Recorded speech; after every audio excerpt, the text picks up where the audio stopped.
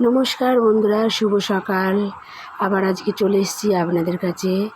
প্রথমেই দেখুন গ্যাসে চা বসিয়ে দিয়েছি। চা খেয়েই রান্না বসিয়ে দেবো। কি রান্না হবে দেখুন আজকে। এই যে পটল চিংড়ি করছি। ভালো করে আগে পটলটা আলুটা ভেজে নিচ্ছি। পটল চিংড়ি, ডাল, মাছের ঝাল, আর হচ্ছে সেই কাঁকরোল হয়, কাঁকরোল ভাজা, এইগুলোই আজকে করব।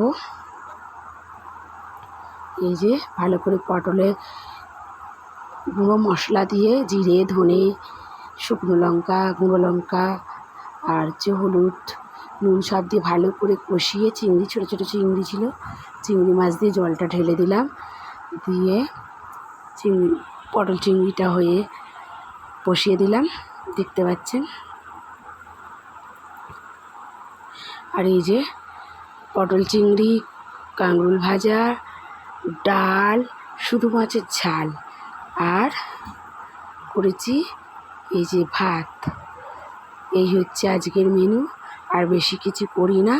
আপনাদের ভালো লাগলে অবশ্যই কমেন্ট এবং লাইক করবেন।